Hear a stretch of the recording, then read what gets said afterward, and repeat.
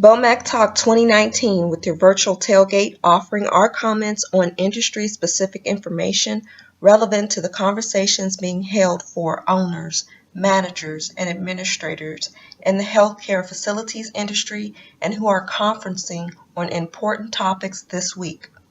We select a couple topics of interest that we have experience in, would like to share, and expound on as our industry contribution to those gaining knowledge in this sector. Topic number 1, the patient experience. We have Bomac talked about patient experience and how technology is impacting feedback and outcomes in an earlier virtual tailgate segment. Go to our YouTube page and select industry-specific Bomac Talk segments in healthcare to listen up and to offer your feedback. Topic number 2, recruiting tenants for medical buildings. We partner with owners, managers, and/or administrators offering a lease clause provision or lease extension addendum that give their potential tenants the option to choose additional tenant benefits. These additional tenant benefits include tenant improvement allowances and tenant discounts for use of preferred professional support. Other considerations can include moving allowances, tenant lease buyouts, and physician real estate ownership opportunities. Owners, managers, or administrators may enlist the assistance of a medical office broker who can provide a diverse of turnkey services like development, tenant-to-buyer representation, landlord representation, proactive site selection, construction management, and other professional services for due diligence, valuations, asset sales, and sale leasebacks. The medical office tenant base over the past decade has become increasingly one that is driven by suburban and rural population demand and growth. It is one that will bear tenant offerings of shared office space, medical co-working, medical office or clinic timeshares, and part-time leasing for unused real estate. As indicated previously, it is also one that offers physicians real estate ownership opportunities. We would like to share 5 different types of medical office buildings in 3 different regions, the type of ownership employed to make the facility a reality, as a demonstration of how tenant occupancy in medical office buildings has evolved over time. Medical office building in number 1 was in the state of Georgia around 2003. Ownership was a developer couple and a group of physicians who pulled together. The location was in the suburban area. The building type was a 2-story commercial building. The lease space was one corporate medical provider with other smaller offices. Our role, member of the project management team. Medical office building number 2, also in Georgia, around 2007. Ownership was a real estate developer. A location was suburban area. Building type was a 1-story light commercial office quad.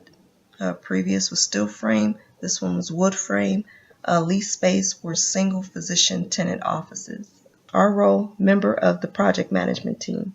Medical office building number 3, Oklahoma, around 2010. Ownership, real estate developer. Location, suburban area. Building type, 1-story. 1-story light commercial office quad community, also wood frame. Lease space were mostly single physician tenant offices. Our role was to review a development package with the real estate developer. Medical office building number 4 in Texas, 2017. Ownership and developer were a group of physicians who pulled together. A location, rural area. Building type, 2-story commercial building, steel frame. Lease space is built for device tenant base, but it is currently unoccupied.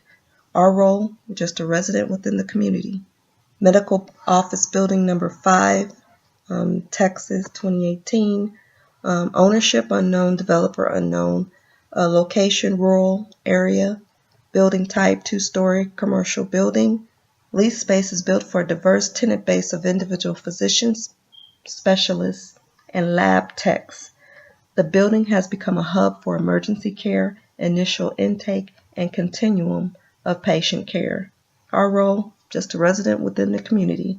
As you can gather from these examples, we have seen over the course of a decade or so, suburban and rural growth, better known as sprawl, contribute to the increase in burnout, shortage of qualified health professionals, document privacy, and office demand in healthcare.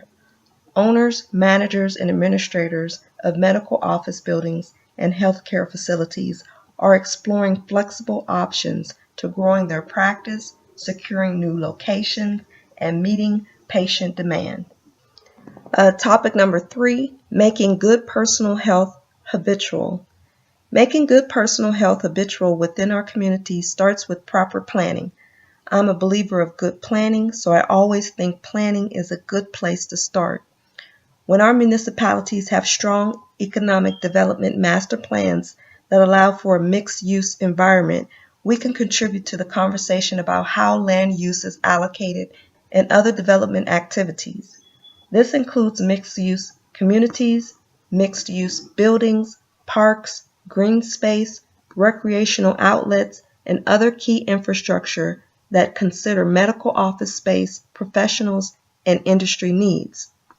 The integration of good health care into our community plans can be a forced effort, a scramble out of need, an industry takeover, or a complementary plan between health, wellness, and the daily routine of its residents. A complementary plan allows for the continuum of care, the tackling of the patient load, the keeping up with the population growth, and the integration of good personal health habits. Medical office buildings, healthcare facilities. We both talk about it. If you would like to continue this discussion one-on-one, connect via chat, video, or email from our website. So schedule an appointment at our website, www.urbanetek2.com. Select a day and time for us to have a conversation about your specific management needs.